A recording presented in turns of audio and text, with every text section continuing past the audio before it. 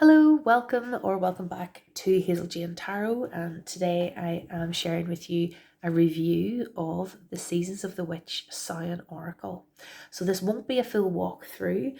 I have used this deck, so this is kind of a review of having used it, what my thoughts and impressions about the deck. So this deck is published by Rockpool. It's a mass market deck, pretty easy to get, and it's written by Lorraine Anderson and Juliette Diaz, and the illustrations are by Giada Rose. This deck then is the Samhain Oracle, so it's particularly for this time of year. I'm filming this just a week before Iha Samhain. So in the Irish language, Samhain is the word for November. Iha Samhain is Halloween night, the 31st of October. So yes, this is the Samhain Oracle. Now, so start off with the kind of basic sort of material things. It's in a 2-part box, which is really nicely designed. You can see there is red foil stamping all over the box, and even just the way the little pentacle comes into the cutout there is just so nicely thought out. So whichever way you put it on your shelf, you know, there's like the little glint of red going to be showing. So it's just a lovely, really nice hard box. The backs are awesome. I really like the fact that they decided to go with a blood red instead of like a pumpkin-y, Halloween-y orange, which might have been a bit more cliche. This is really nice. The severed hands are kind of, I think they're on the haunted card in the deck, and they're quite unsettling. You know, we have this full moon, so without a clear sense of what the symbolism of this back is, I still really like it. I really like the color, and even better, then we have this red metallic edging on the cards, which is just so cool. So it's just a really, in terms of aesthetic, like the package and the finish on it, it's a lovely deck. So the deck, as you can see, it is a little bit shiny and reflective. The cardstock. This to me is not a bad thing, because it's quite, it's quite slippy and handles really nicely.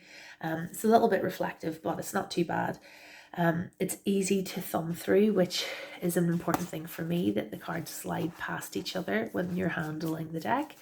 And it's easy to overhand shuffle, and I can't really riffle shuffle terribly well, so I can't really comment on how easy it is to riffle, but I like it to work with. I think it's a nice, easy to handle deck.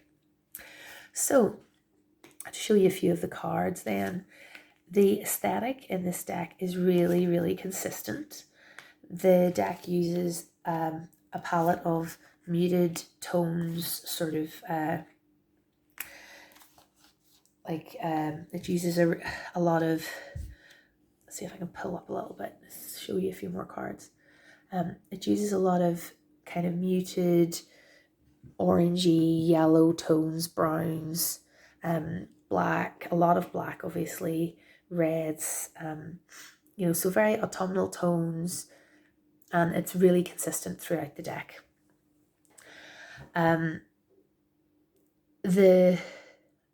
We have the same character, or very similar character, depicted in all the cards. As you can see, we have this female, ghostly white skin. She's kind of like a bit of a Wednesday Addams character, or like a kind of traditional white goth kind of sort of depiction in every card.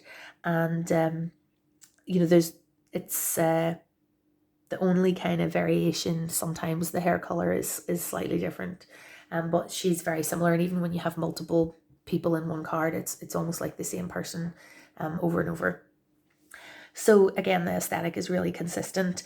It does make it, though, that it's not a diverse deck at all. It's just the same very ghostly white faced woman depicted in in pretty much every card. So the book introduction does tell us that Seasons of the Witch is intended to be a series of oracle decks for each of the different Sabbats throughout the year. And they've started off with the Samhain Oracle first. So there may very well be more decks in this series. I really hope there will be more decks in this series. And it might be that across the series of decks that they'll go for a bit of diversity in terms of the depictions within the deck. But the aesthetic here is very consistent. And the only card that depicts anyone who looks a little bit differently is this one card, the Healer. So whatever the reason for that is, I am not sure. So we have, like the Healer though, you do have a number of cards in the deck that really, they have a very direct, the images have a very direct gaze. If you can see all of these cards, like the person depicted is just staring straight at you, and that happens a lot in this deck. You know, when you turn over the cards and you have the very direct gaze of the character. So it has a kind of a challenging quality. Like the images are challenging you or calling you out a little bit. I think because of all the cool colors, you know, there is a coldness to it. This is not like, you know, people talk about a hug deck. Like, this is not a hug deck. This is quite a kind of unsettling, haunting deck, and it's very effective, you know, for the time of year that it is. It is designed to reflect, you know, this Samhain time of year. So it's, according to the guidebook, divided into a couple of different sections. So the cards are supposed to depict familiars, and there are a number of cards that depict animals and birds and things. Then we have witches' tools. So there's no concrete list of which cards are the familiars and which cards are the tools. So you just kind of have to use your own judgment for that. And you may find that I think those classifications might not be very important when it comes to actually working with the deck. You know, so protection, seduction, journey, silence, ritual. I'm not sure if these are all intended to be tools or not, but they're some of the ones that I've picked out. Broom, candle magic. And then the third category of card are the Samhain cards. And again, you know, these could be the cards that are to depict the time of year, but I'm not sure, because there's no set list of which cards fall into which category.